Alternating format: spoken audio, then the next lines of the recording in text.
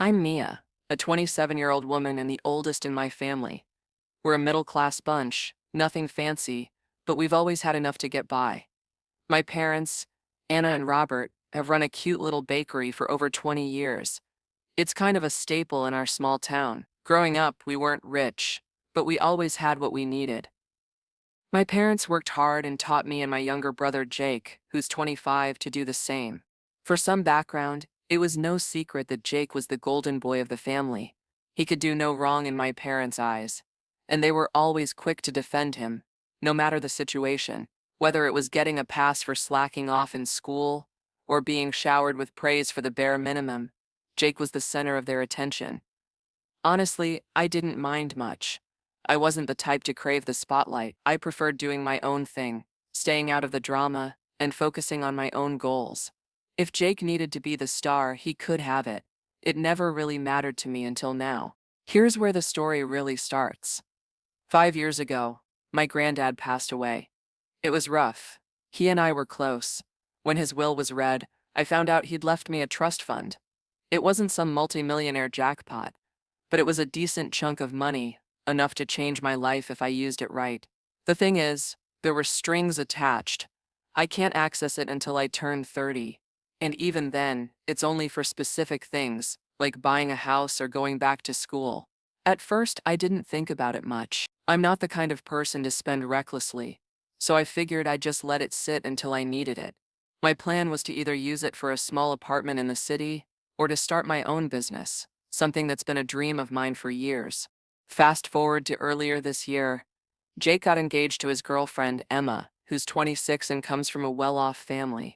I don't want to sound rude, but Emma's one of those people who just oozes charm.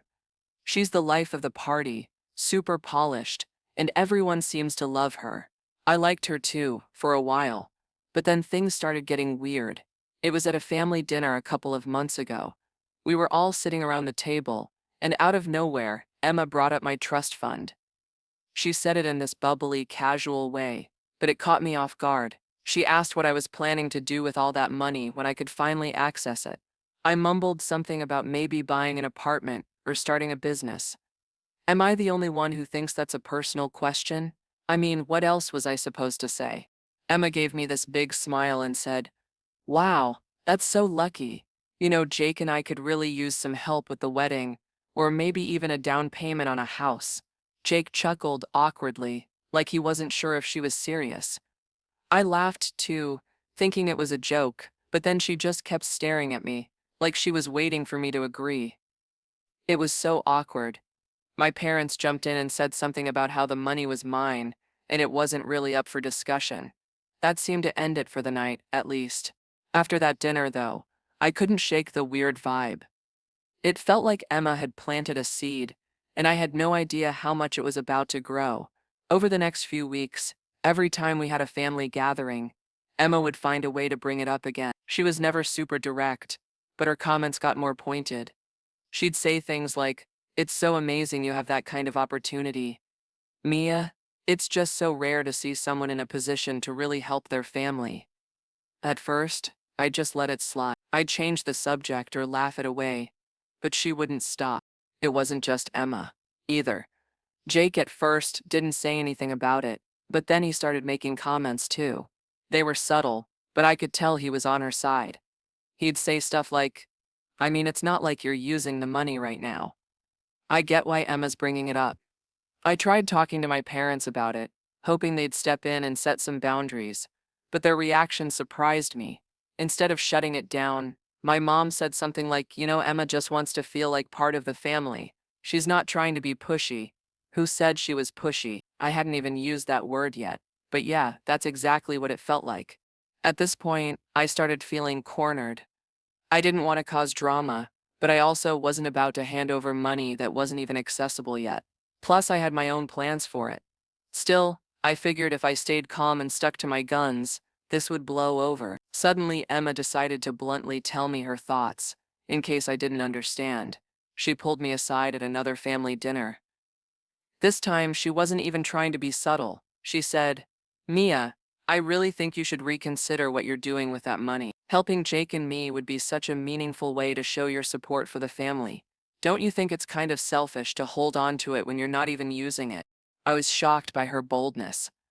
I don't think anyone's ever called me selfish before, especially not to my face. I told her, as calmly as I could, that the money wasn't even available yet, and that I had my own plans for it when the time came. She just stared at me like I'd slapped her, then said, "I guess I misunderstood what kind of person you are." Jake called me the next day to apologize, but it didn't feel genuine. He said something about Emma being stressed with the wedding and how she didn't mean to come across so strong. But then he added, "She's not wrong, though. You're in a position to help, and it wouldn't hurt to think about it." At this point, I was starting to feel like I was the crazy one. Was I being selfish? Was I blowing this out of proportion? I decided to talk to some close friends about it, and they assured me I wasn't in the wrong, but that didn't make it any easier to deal with. This whole thing was starting to weigh on me. It wasn't just the comments or the awkward conversations. It was the feeling that my family wasn't on my side. My parents, who I'd always thought would back me no matter what, seemed more interested in keeping the peace than standing up for me. I started to realize that this wasn't going away anytime soon. Emma wasn't the kind of person to take no for an answer, and Jake was clearly on board with whatever she wanted. My parents, they were stuck in the middle trying to smooth things over without actually addressing the problem. I have no idea how far this will go, but one thing is clear: I'm not backing down. Am I overreacting? Tell me what you think. Update 1. Hola, amigos. I didn't think I'd be back so soon, but things have gotten worse. A lot worse. I feel like I'm stuck in this ridiculous situation with no way out. Anyway, here's what's been happening since I last posted. After that awkward conversation with Emma where she called me selfish, I started to notice a change in how people acted around me. It wasn't anything super obvious at first, but there was definitely a shift. At family gatherings, Emma would give me these tight little smiles, and Jake started acting distant.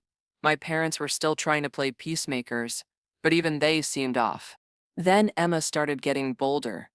She began this habit of cornering me at family events, always with the same topic: my trust fund.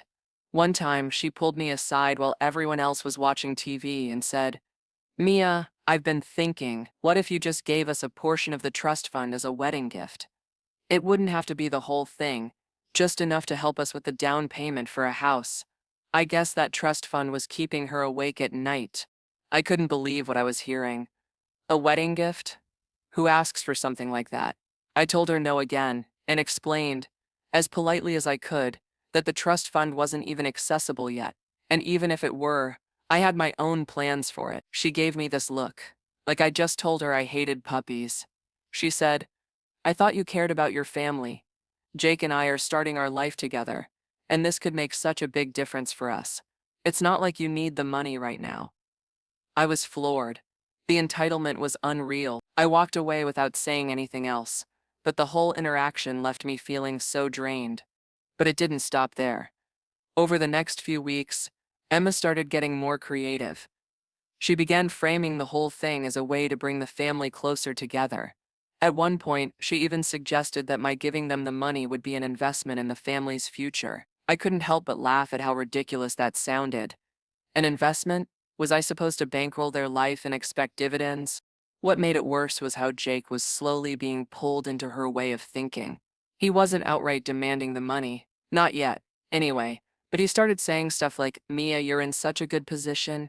You could really make a difference here." It felt like he was testing the waters, seeing how much he could push before I lost it. I tried bringing it up with my parents again, hoping they'd step in, but when I told them what Emma had been saying, their response shocked me. My mom said Emma just wants to feel like part of the family, and Jake has always had it a little harder than you financially. I couldn't believe what I was hearing.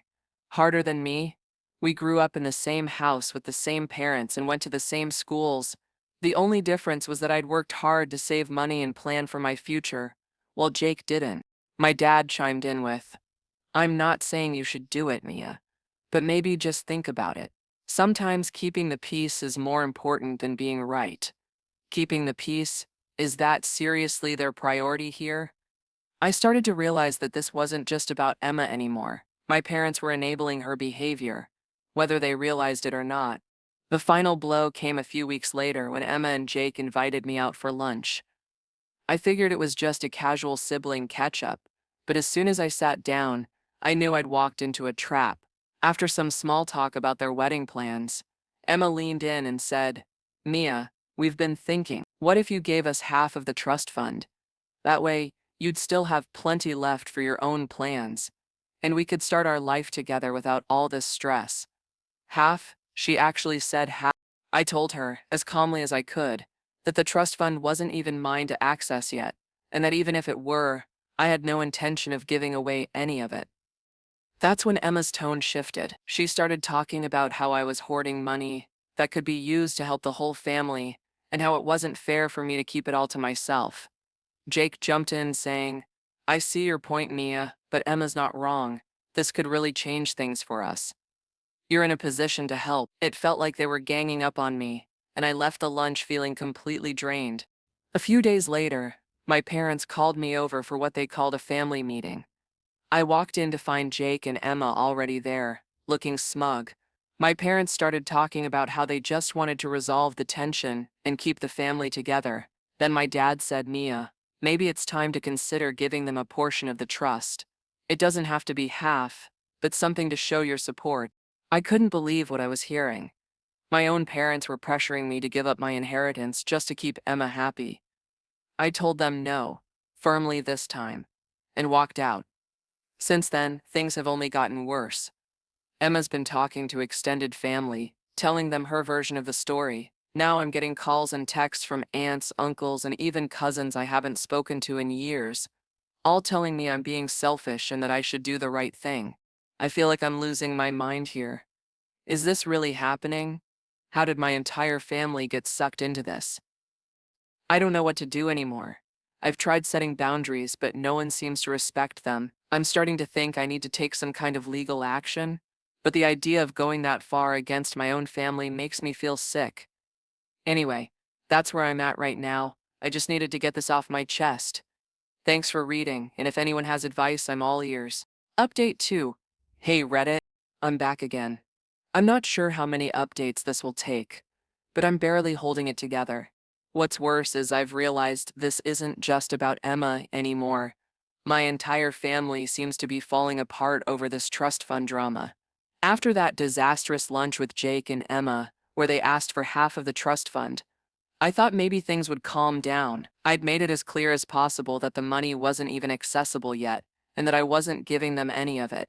I was frustrated, but I figured I could just wait for the dust to settle. Then my parents called. My dad asked if I could come over, because they wanted to have a chat. He said it in that calm, almost too friendly tone that instantly set off my internal alarm. I asked if this was about Jake and Emma, and my mom said, "Not exactly, but it's important against my better judgment." I agreed. When I walked into their house, the first thing I saw was Jake and Emma sitting on the couch. They looked like they were ready for a business meeting, both sitting up straight with fake smiles plastered on their faces. My mom gestured for me to sit, and I realized this wasn't just a casual talk. This was some sort of intervention. It started off light. My dad asked how I was doing, how work was going, all the usual small talk. But it didn't take long for the real reason I was there to come out. My mom started by saying, "Mia, we've all been feeling a lot of tension lately, and we just want to find a way to resolve it." I knew where this was going. I looked over at Jake and Emma gave me one of her signature tight-lipped smiles. My dad chimed in, "We think it would be best if we could come to some sort of compromise." "Compromise?" I asked, already annoyed. "What exactly are you suggesting?" Jake leaned forward, looking as uncomfortable as I've ever seen him. "Mia, we know you've got your own plans for the trust fund, and we respect that, but Emma and I are in a really tough spot right now. We're trying to plan our wedding and figure out our future, and honestly, even a little bit of help from you would make such a big difference." Emma nodded along, jumping in before I could respond. "Exactly. It doesn't have to be half, just something to show that you support us. It's not just about the money, it's about family." That word family was starting to feel like a weapon they were using against me. I took a deep breath and tried to keep my voice steady. "I've said this a million times, and I'll say it again. The trust fund isn't even available yet. And even if it were, I have my own plans for it. I'm not giving it away. My dad shifted in his seat, clearly uncomfortable. Mia, we're not saying you have to give them half or anything drastic, but maybe consider helping them out with a small portion. It could go a long way in easing the tension in the family. I stared at him, shocked. So what? I'm supposed to just give them money I don't even have access to yet, just to ease tension. How is this my responsibility? Jake sighed, like he was exhausted from dealing with me. It's not just about the money, Mia. It's about showing that you care. You're in such a good position right now, and this could really help us start our life together. I looked over at Emma, who was sitting there with this smug expression like she'd already won. This isn't fair, I said, trying to keep my voice calm. I've worked hard to plan for my future, and this money is part of that. Why should I have to give it up just because you two decided to get married? Emma's smile faded. It's not about fairness, Mia. It's about family. Jake and I are trying to build something here, and you have the means to help us. It wouldn't even hurt you to give just a little. My mom jumped in, her voice soft but no less frustrating. Mia, I think what Emma is trying to say is that this could be a way to bring the family closer together. Sometimes it's better to compromise than to hold on so tightly to something. I couldn't believe what I was hearing. My own parents, who had always been so supportive of me, were now siding with Emma. I'm not holding on to it tightly, I said, my frustration finally breaking through. I'm following the rules of the trust fund, and I have my own goals for it. Why is that so hard for everyone to understand? There was a long silence. Then Emma spoke again, her voice icy. You know, Mia, I think the real issue here is that you're not willing to put the family first. Jake and I have always supported you, and now that we need help, you're shutting us out. It's really disappointing. I stood up, unable to take it anymore. I'm not shutting anyone out. I'm just not giving you what you want, and that doesn't make me selfish or a bad sister. It's my money, my decision, and I'm done having this conversation. My dad tried to stop me as I headed for the door. Mia, wait, don't leave like this. We just want to find a solution that works for everyone. I turned back to look at them. You mean a solution that works for Jake and Emma, because that's all this meeting was about. If you can't see how unfair this is, then I don't know what else to say. And with that, I left. Since then, I've barely spoken to my parents. Jake and Emma have completely stopped talking to me, which honestly feels like a relief at this point. But the worst part is how isolated I feel. I always thought my family would have my back, no matter what. Now it feels like they've all turned against me. And for what? I'm not sure what my next step is. Part of me wants to just cut them all off, but another part of me is holding on to the hope that things can somehow go back to normal. For now, I'm trying to focus on myself and block out all the noise, but it's hard when the people who are supposed to love you the most are the ones causing all the pain. Thanks for letting me vent, Reddit. I don't know what I'd do without you guys. Update 3. Hey Reddit, I'm back with an update. And honestly, things have gone from bad to worse. After weeks of being cornered, guilt-tripped, and painted as the villain, I finally decided to take a stand. It's not what I wanted, but I'm realizing that I can't just keep hoping this will blow over. After that last family meeting, I spent a few days trying to process everything. The phone calls, texts, and side eyes from family members were nonstop. It felt like every day someone new was chiming in, telling me I was selfish, or that I needed to think about what's really important. No one seemed to care that this trust fund wasn't even accessible yet, or that it had clear restrictions. All they saw was a pot of money, and they wanted me to hand it over. The breaking point came when I got a call from my cousin Laura. She's one of the few family members who's been supportive through all this. She told me that Emma had been going around at family gatherings, spreading rumors about me. Apparently, Emma was saying things like, Mia doesn't care about family, and it's so sad to see someone prioritize money over their own brother. Hearing this made my blood boil. I knew Emma was manipulative, but going behind my back and trying to turn the entire family against me, that was a new low. To make matters worse, Laura also told me that Emma had been asking other relatives for details about my financial situation. She'd been poking around, trying to find out how much money I actually had and whether there was any way she could access it. That was it for me. I decided it was time to consult a lawyer. I needed to know exactly what my rights were and how to protect myself. So, I booked an appointment with a local attorney who specializes in estate law. When I explained the situation to her, she was shocked, but not surprised. She said cases like this, where family members pressure someone over an inheritance, are more common than people think. She reviewed the terms of the trust and confirmed what I already knew. The money is locked until I turn 30, and even then it can only be used for specific purposes, like buying a house or furthering my education. She also said that Emma's behavior, especially her snooping into my finances, could be considered harassment depending on how far it goes. The lawyer suggested a few steps to protect myself. First, she recommended sending a formal cease and desist letter to Emma and Jake, clearly stating that I won't discuss the trust fund further and that any more pressure or rumors could lead to legal action. Second, she advised me to keep a detailed record of every interaction, texts, calls, emails, and even in-person conversations related to this issue.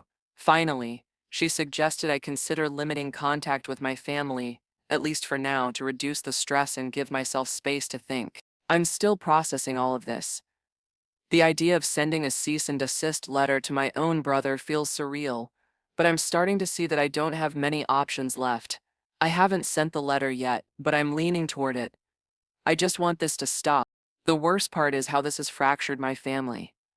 My parents, who I always thought would stand by me, seem more concerned with keeping Emma happy than supporting me. Jake, who I used to be close with, has fully bought into Emma's narrative, and now, extended family members are picking sides, most of them against me thanks to Emma's rumors. I feel like I'm fighting a losing battle, but I'm not giving up. This trust fund was left to me for a reason, and I'm not going to let anyone guilt me into giving it away. Thanks for reading, Reddit. I'm not sure what's next, but I'll keep you updated. If anyone has advice on dealing with family drama like this or navigating legal steps, I'd love to hear it. The lawyer was shocked. She told me that Emma's actions pressuring me, spreading rumors, and digging into my finances could be considered harassment. She assured me that the trust fund was ironclad and that no one but me would have access to it when the time came. Hearing that was a relief, but it didn't solve the immediate problem. My lawyer advised me to start documenting everything: text, emails, conversations, anything that could show a pattern of harassment or manipulation. She also suggested that I issue a cease and desist letter if things didn't calm down soon. I spent the next few days going through my phone and saving every message I could find: the text from Emma, the guilt-tripping calls from Jake, even the passive-aggressive comments from my mom. All of it went into a folder. It felt weird, like I was building a case against my own family, but at this point, I didn't know what else to do. Meanwhile, Emma wasn't slowing down. She started posting vague updates on social media about selfish relatives and family drama. She didn't mention me by name, but it was obvious who she was talking about. Some of the comments were downright nasty, and I started getting messages from people I hadn't talked to in years, asking what was going on. It wasn't just online either. Emma started bringing her campaign into the real world. One of my coworkers pulled me aside at work one day and said, "Hey, just so you know, someone's been asking questions about you. They called HR, pretending to be a family member, and wanted to know your salary and financial situation." I was horrified. I had no proof it was Emma, but who else could it be? The timing and context were just too coincidental. That night, I called my lawyer again. I told her everything: the social media posts, the phone calls, and the attempt to snoop into my finances. She told me it was time to send a cease and desist letter. The letter was firm but professional. It outlined all the ways Emma's behavior was inappropriate and warned her to stop immediately. It also made it clear that any further harassment could result in legal action. I felt a little sick sending it. To be honest, I didn't want to escalate things, but Emma wasn't giving me a choice. Within days, Jake called me, furious. He said, "What the hell, Mia? You send a legal letter to my fiancé? Do you know how embarrassing this is for us?" I tried to stay calm. "Jake, I had no choice. Emma has been harassing me for weeks, and I can't take it anymore. She's crossed so many lines." Jake didn't see it that way. He accused me of taking things too far and said I was overreacting. "She's just trying to make you see her side, Mia." This is about family, not money. I told him, if it's really about family, then why is Emma going behind my back, spreading lies and trying to dig into my finances? That's not what family does. The call ended with Jake saying he needed time to cool off. Since then, things have been quieter, but the tension is still there. Emma stopped posting on social media, and I haven't heard from her directly. But my parents, they're furious with me for involving a lawyer. My mom said, "You didn't need to make this a legal matter, Mia. You could have just talked to us." I reminded her that I did talk to them multiple times, and they did nothing. But of course, that didn't change her mind. Right now, I'm focusing on protecting myself. I've got everything documented, and my lawyer is on standby in case Emma tries anything else. It's not the resolution I wanted, but at least I feel like I have some control again. I just wish my family could see how much this is hurting me. Thanks for reading, Reddit. I'll keep you updated if anything else happens. Update 4, Hola, amigos. I'm back with another update. Just like I promised. Things unfolded in the least expected way. Funny how sometimes life exposes people without you even trying. So, here goes. The cease and desist letter did what it was supposed to do at first. Emma went quiet, and the vague, passive-aggressive posts on social media stopped. For a few days, it felt like things might actually calm down. But of course, it wasn't that simple. My parents and Jake made sure the tension didn't go away. It started with my mom calling me again, her voice sharp and exasperated. "Mia, do you have any idea how much damage that letter caused? Emma's humiliated, and now the whole family thinks we're falling apart." "Mom," I said, already exhausted, "Emma has been harassing me for weeks. She tried to turn everyone against me, dug into my financial situation, and wouldn't take no for an answer." What else was I supposed to do? Her response: "You could have handled it better, sending legal letters to family? That's not how we solve problems." I hung up, realizing for the 100th time that my parents weren't going to see my side, no matter what Emma did. They seemed determined to blame me for escalating things. A few days later, everything blew up in a way none of us could have expected. Jake accidentally sent a group text, meant only for Emma, to a family chat that included me, our parents, and a couple of cousins. The messages? They exposed everything. In the first text, he wrote to Emma, "I found the messages you sent to your friends about Mia and the trust fund. Are you serious? You've been bragging about securing the bag this whole time?" Then came the screenshots he attached. Messages Emma had sent to someone else, gloating about how she was banking on my parents to wear me down. One of the messages read, "Don't worry, Robert and Anna will push Mia into giving me the money. She's too soft to hold out forever." Another screenshot showed Emma mocking me, saying, "Mia is so focused on her little business dreams that she doesn't even realize how selfish she's being. This money should have been split between the family from the start." Jake's follow-up text to Emma hit even harder.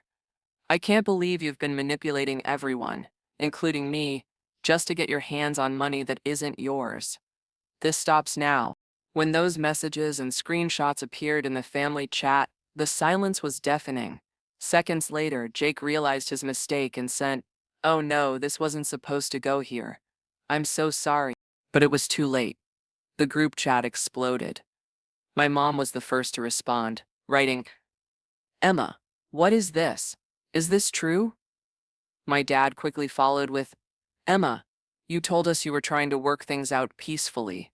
Were you lying to us this whole time?" Emma scrambled to defend herself, replying, "These are being taken completely out of context. I was venting to friends about how stressful everything has been with the wedding. You've all misunderstood, but no one seemed to buy it, not this time." Jake didn't say anything else in the chat, but the damage was done. Later that evening, Jake called me, his voice shaky. "Mia, I'm so sorry. I was going to confront Emma privately, but I accidentally sent those messages to everyone. I didn't mean for you to find out like this." "Jake," I said, my frustration bubbling just below the surface, "why didn't you say something sooner? You've been defending her for months while she's been doing this behind everyone's back." "I didn't know how bad it was until recently," he admitted. "I found those messages on her phone by accident, and I couldn't believe it. I was trying to figure out how to confront her without blowing everything up. Clearly, I failed at that." His voice cracked as he continued, I let her manipulate me. Mia, I thought she was just pushing for what was best for us. But now I see how far she's taken it. I'm so sorry for everything. I sighed, feeling a mix of anger and pity. Jake, I've been trying to tell you this for months. Emma didn't care about the family. She cared about getting what she wanted. I appreciate the apology, but fixing this is going to take more than words. He agreed, and then just disappeared. The fallout from those texts was immediate. Laura, my cousin and biggest supporter, told me later that the family group chat had been buzzing with reactions for hours after I left it. Many of the relatives who had been criticizing me started to change their tune, finally seeing Emma's true colors. But Emma wasn't done. In the days that followed, she tried to save face by calling family members individually and spinning new stories. She claimed the texts were jokes, or that I'd blown everything out of proportion. She said she'd only been acting out because of wedding stress. By then, though, most of the family wasn't buying it. The screenshots were too damning, and her excuses didn't hold water. Jake, meanwhile, stayed quiet for a while. When he finally called me again, his tone was different. More resigned. I've ended things with Emma, he said. I couldn't stay with someone who would treat my family like that. I can't believe I let it get this far. I could hear the regret in his voice, but it didn't erase the months of hurt I'd endured. Jake, I'm glad you're seeing things clearly now, I said, but you need to figure out why you let her manipulate you, and why you defended her, even when the signs were there. And that's it for now. Thank you all for your comments. I really appreciate it. I honestly don't think Jake will continue with his relationship, but I'm not sure yet. If anything pops up in my messed up life, I'll post a final update. Final update. Hola amigos. Here's a final update on everything that's happened. I never thought things would go this far, but I'm finally in a place where I can put this whole mess behind me. As for Emma, she didn't go quietly. Laura told me she'd overheard Emma complaining at a previous family event, saying, "This whole thing is Mia's fault. If she'd just done the right thing, none of this would have happened." I heard through the grapevine that Emma and her wedding plans were falling apart. The high-end venue she'd booked was canceled. The dream dress returned. She couldn't afford any of it because she'd been counting on me to fund her vision. Now that her plan had backfired, everything was unraveling. Eventually, Emma disappeared from social media entirely. She stopped showing up at family events and went quiet. It was a relief to have her out of my life, but it didn't erase the damage she'd done. My parents, shaken by everything, started reaching out to me more often. My dad admitted they'd mishandled the situation, and my mom, Emma's biggest defender through it all, finally apologized. "I'm sorry, Mia," she said. "I should have believed you sooner. It wasn't perfect, and it didn't fix everything overnight, but it was a start." Recently, I decided to reclaim my life. I cut off all contact with Emma and set firm boundaries with Jake and my parents. Jake, now separated from Emma, apologized sincerely and began therapy to work through his own issues. My parents also expressed regret, finally admitting they'd let the situation get out of hand. Rebuilding trust will take time, but we're moving in the right direction. This whole ordeal taught me the importance of setting boundaries, standing up for myself, and prioritizing my own happiness. For the first time in a long time, I feel at peace. My relationships are healing, my life is moving forward, and I'm ready to leave all of this behind. Thank you for sticking with me through this journey, Reddit. It's been a wild ride, but I'm finally free to focus on the future I've built for myself.